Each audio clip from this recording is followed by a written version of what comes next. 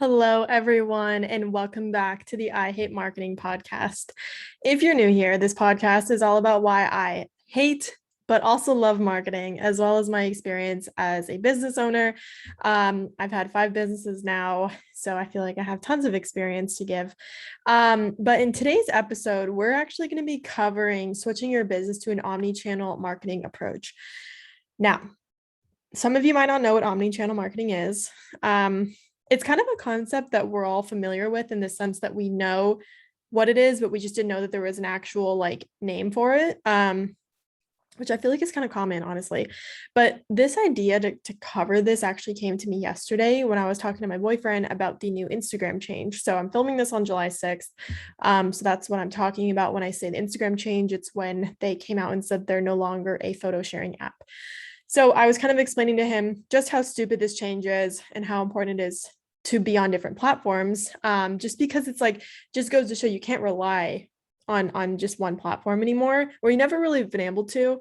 But I feel like this really proved it. And then I was like, boom, it came to me. Holy shit, omni-channel marketing. Let's talk about it kind of thing. So if you don't know what it is, essentially omni-channel marketing is the integration and cooperation of the various channels organizations use to interact with consumers with the goal of creating a consistent brand experience. That's the formal definition. To not make that definition up, essentially what it means to me as a business owner and as a marketing expert is it all comes down to being on different platforms, including things that are in person, right? So hosting in-person events, paper mail, etc. I feel like it's very heavy on traditional marketing, which honestly, I kind of feel like it never went away, but it's becoming more popular in the sense that it's we're realizing we can't really rely on these platforms as much anymore. It's just kind of, for example, Instagram has been making these stupid changes for years and years now, right? TikTok, I love TikTok, but people's rise and fall to fame on there is pretty intense. And so it's almost scary to get a following on there. Pinterest is great, but I've also heard a lot of things about people's Pinterest accounts being randomly suspended. Twitter's cool. I don't really use it, to be honest. It's kind of a shit show on there, in my opinion.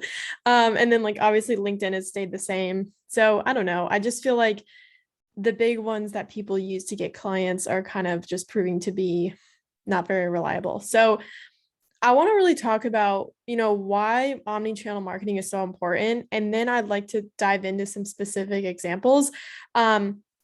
I'm not going to go too deep into this topic because I think there's still a lot that I personally would like to research, especially since I'm going to be teaching it. So I understand omni-channel marketing. I've seen it before, but I'd like to get more into the science of it and look at some studies and stuff like that. So that's going to be covered in a workshop that I'm actually hosting in July. So apologies if you're listening to this at a later date, but I'm sure I've probably repurposed it into a course. So who knows? I want to talk about why you need omni-channel marketing specifically. So I've already said this, but I'm going to say it again. You can never rely on each platform. Think about how many times Instagram has been down. And as of today, July 6th, TikTok was down, right? If you only relied on one of those platforms to do all of your work, you're absolutely fucked because it's my friend Krista. So I one time was looking at my followers app that I have shamelessly, and I was like, what the hell? Why'd she unfollow me? So then I looked her up and I'm like, okay, what? I couldn't even find her account. And then I was like, did she block me? It was this whole thing. And so I texted her. I was like, hey, dude, where's your Instagram? Are you okay? She's like, Instagram locked me out. I haven't been able to get in. And I want to say her Instagram was down for a week, which is insane because she's had that account now for a year and a half, I think. And she's built up a pretty decent following. And then, for example, my friend Fran today, same situation. I went to go DM her because I wanted her her permission to be able to use a similar name as hers for something. And I couldn't find her. And I was like, what the hell? I know she didn't just block me because she just signed up for my program. And so I emailed her and I was like, dude, what's going on? And same thing. She got locked out of her Instagram account. So I'm just waiting for this to happen to me. Honestly, I don't want to put it out there in the universe, but it just seems like that's the kind of shit that would happen to me. And that gives me anxiety because personally, I am guilty of not being on multiple platforms. I'm guilty of it hard because it was ingrained in us to really put all of our eggs in one basket for a while. People were seriously saying like, you have to be only on XYZ. Like, and that's what I did. Oh, actually, I've been on TikTok. I've like grown at least 3 TikTok accounts now to like a decent amount of followers. So, but the thing is like, you need omnichannel marketing, not only because you can't rely on each platform, but because different platforms allow you to create different kinds of content, which actually means that you're reaching people differently. Some people don't like the certain platforms that you're on, so you're potentially limiting yourself if you're only sticking to one. So I know plenty of people who are not on Instagram anymore. Like they hate it, they delete it for their own reasons. So they're on TikTok or they're on Pinterest. Like I had a friend, Renee, for a while, who literally the only social media she had for probably like a month or something was just Pinterest, right? And like, for example, also in regards to my business, a lot of my TikTok leads aren't even aware of the coaching space, like on Instagram, right? And so it's like, for me, I'm not even going to tap into those people on Instagram. I have to tap into them on TikTok. So I want to give some examples. I have about 7 or 8 here of how you can use each platform to your advantage for your business. I just like subtly tried to flex my muscles in the camera. That looked horrible. So that's super embarrassing. Anyways, hold on. I need to do something really quick. I had an insane like scratch in my throat. Anyway, so I use Pinterest personally to promote my blogs and my freebies to get people from the top of my funnel to the bottom of my funnel. But like Pinterest is amazing because it's kind of like you can obviously save boards, and they're very visual. You can also post videos on there, which I actually like the video format on Pinterest. They didn't overcomplicate it. They didn't add all this stupid shit like Instagram did. I like it. And honestly, like I plan on repurposing some of my TikToks, like putting them onto Pinterest. Podcasts, right? Podcasts are great to be able to share longer form audio content. So for example, I wouldn't have been able to cover this for free on my Instagram stories. Like I would have either had to have gone live, which I fucking hate doing, because it just sits on your Instagram page at that point. Or I have obviously my paid workshop that I'm hosting at the end of this month. So it's kind of like this podcast and a YouTube channel, same thing. Like I'm able to talk about topics really, really in depth. Facebook, I personally like Facebook for their groups and connecting with people, because you can really reach some like niche areas, right? So it's like social media marketing agency owners and all these different, types of things. So I don't personally use Facebook anymore because it just my ICA wasn't on there. But Instagram, right? Instagram can go fuck itself because it used to be good for photos and graphics, and then we kind of were like, all right, when they were like, okay, now you have to do carousel posts, we were like, okay, we can kind of dig it.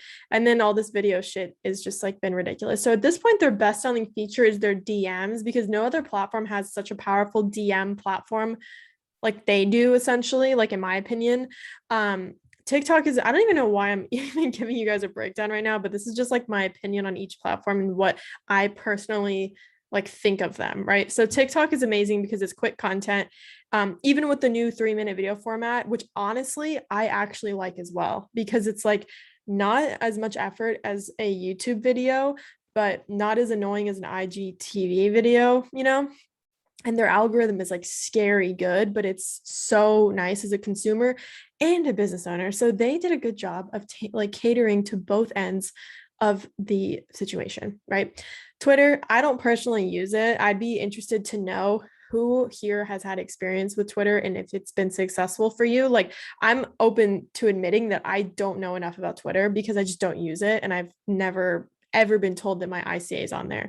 LinkedIn personally is like a hot spot, obviously, for marketing, or for, oh my gosh, for making professional connections, which is amazing. I think that everyone should be on LinkedIn.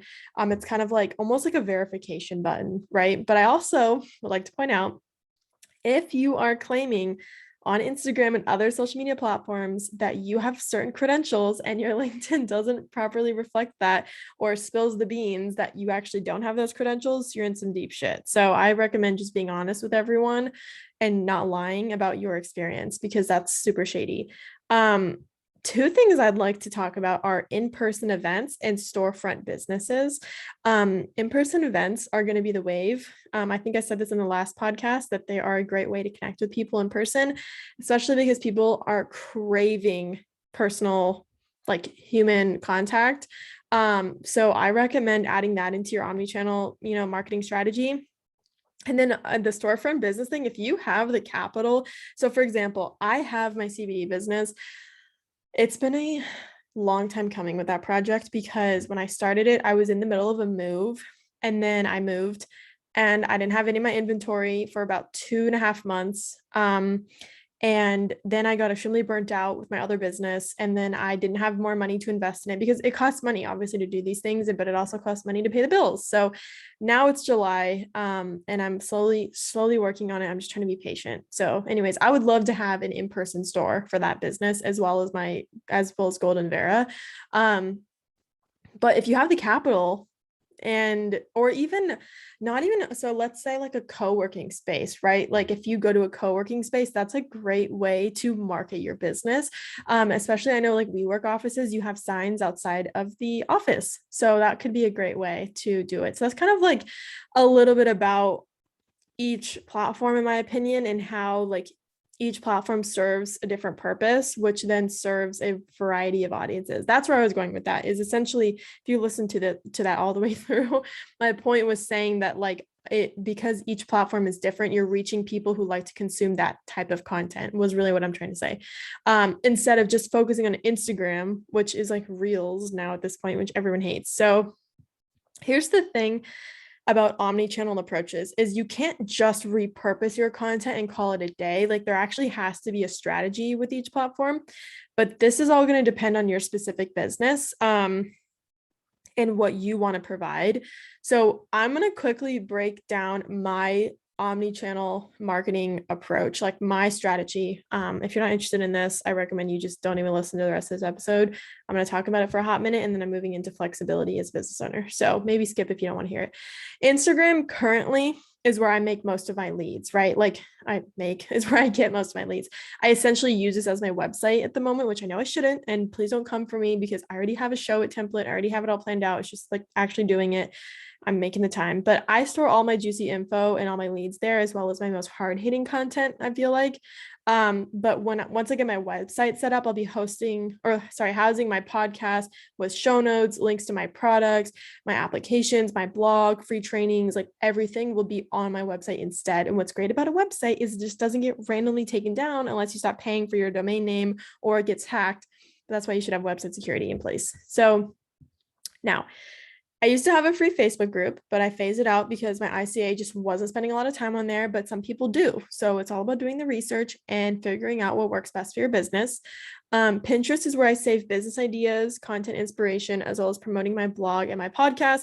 I'm not currently doing this right now, but that's because I don't really have a blog to direct people to. And I just started this podcast 2 weeks ago. So that is something I'm going to be implementing. It's on my to-do list to do, to implement. Okay, actually, I need to say something. All of this doesn't matter. Like, it doesn't matter about having an omni-channel marketing approach if you're not directing people to the different channels. So you're going to actually have to make it a point to like be like, hey, go follow me on Pinterest or go subscribe to my podcast, because in the event that your Instagram gets taken down or TikTok is down, you need to have a place where your audience knows that they can find you. Like, if that makes sense. Like, I'm going to use Fran as an example. Her and I's friendship is still very new. And so I didn't have her phone number. I had to find her email. Like, thank God I had it, but I didn't have any other way to like contact her because I didn't know any of her other social channels. Right. And so it's like, you kind of want to make sure that everyone knows it. It's like having a little directory, right? So anyways, moving on from that, TikTok is where I find newer business owners who are mainly product-based that need help with all things digital marketing. So I do a lot of consulting here, and my content is typically very basic, and it's just because that's where they're at in their business typically. I was going to talk about Clubhouse, but I want to just make a note about it. I didn't really like it. I gave it a chance, but I felt like it was a little too bro marketing and the rooms were too big. Like, I never was able to hop in on ones with people I was friends with because they just stopped doing them. So I was trying to like go on like the homepage or whatever. And it just seems like all these like self-proclaimed experts seem to just talk about service level content. And it kind of seems like they were sourced by articles on Medium. Like, I'm not going to lie, like it just was super weird. Oh, Medium, that's another great channel. Like that stuff, you could put your blog post on there and eventually you could make money. So just putting that out there. omni-channel marketing.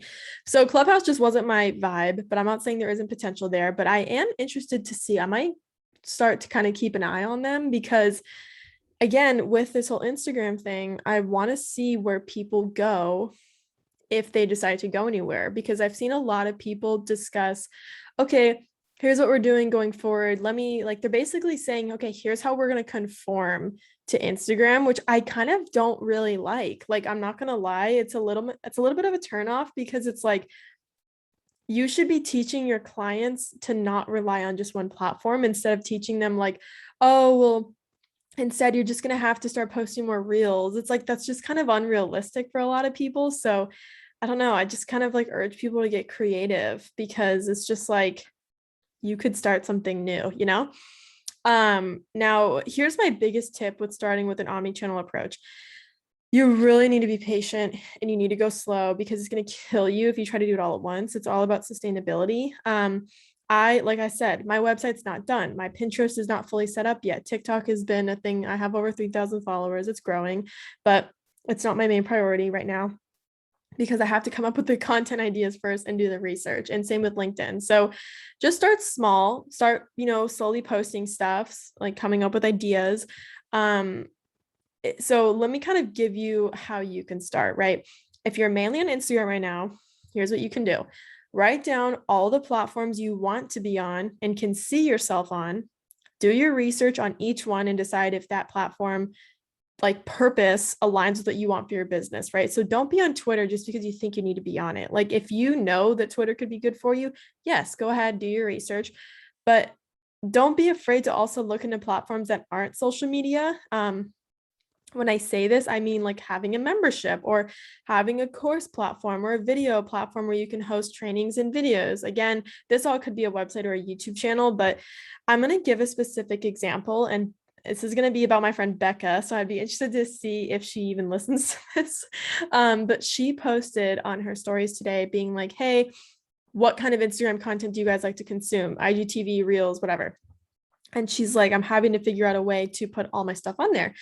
And I had a thought. I'm like, Becca should probably create some sort of Kajabi membership or some sort of free like space to host all of her stuff. Because if she's putting all of her, fitness content into Instagram, still, if her Instagram account goes down, she's screwed. Her clients are not going to know where to find her. So she's my example. I love you, Becca. You're awesome. And I can't wait to see you in the workshop. But I'm just saying that, we have to not conform to Instagram rules, in my opinion, and kind of, think outside of the box here. So now, once you've done your research, you want to decide on your goal for each platform. So this might look like driving traffic to your website to get new leads, or, strictly just brand awareness.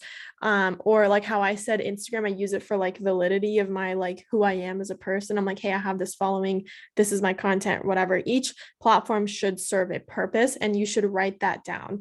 From there, it's really just time to decide on posting frequency and the content.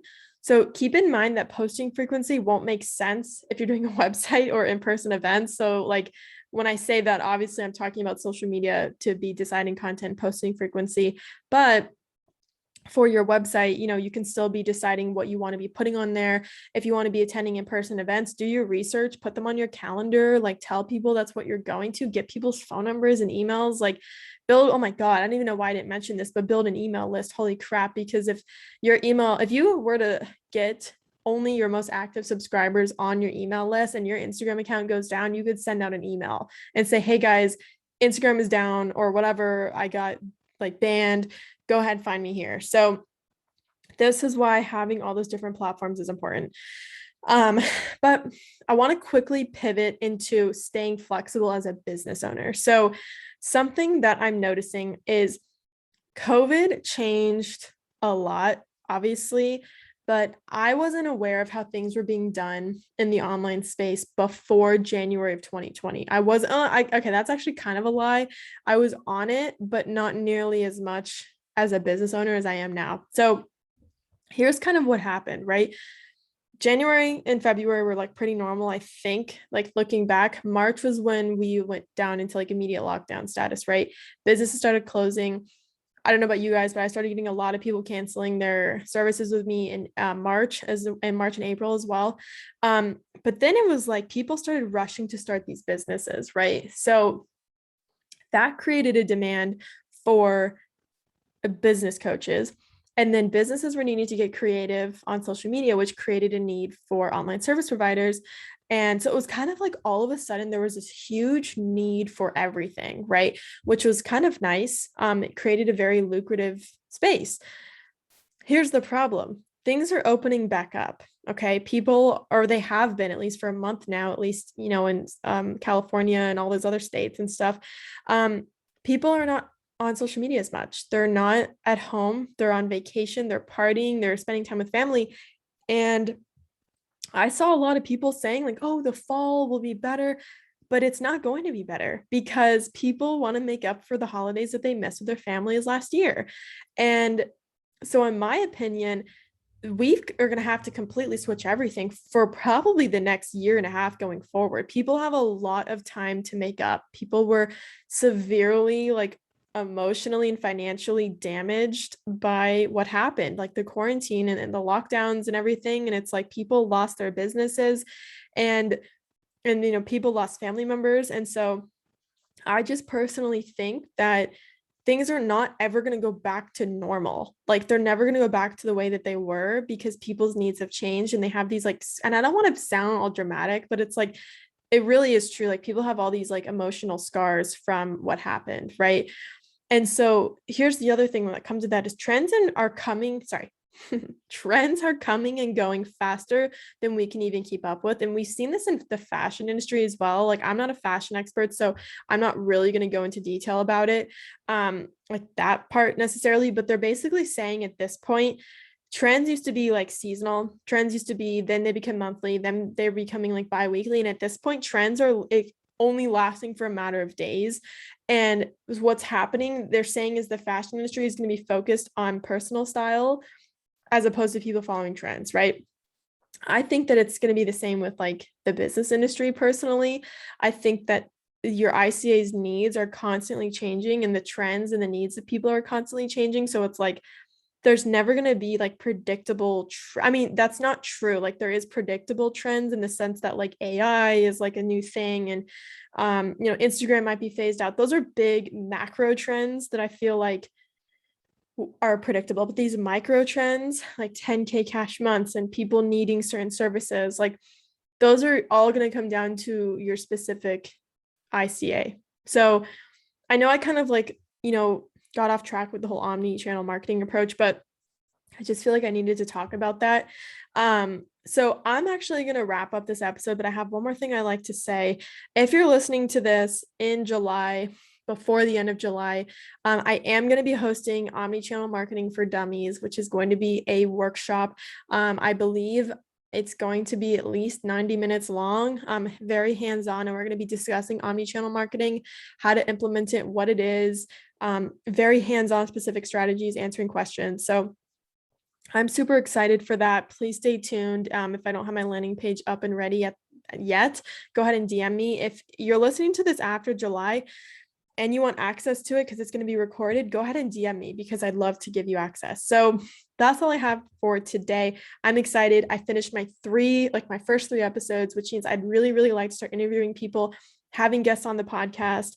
And that's really all I have to say. So if you're watching this on YouTube, please subscribe. If you're watching this on podcasts, Apple Podcasts, whatever, subscribe and leave me a review. I would be so happy because it'll allow me eventually to expand and do a lot more with this. So that's all. I'm going to go work out now, and I appreciate each and every one of you. And if you have comments or thoughts about omni-channel marketing, please go ahead and message me. But that's it, and I will see you guys in the next episode.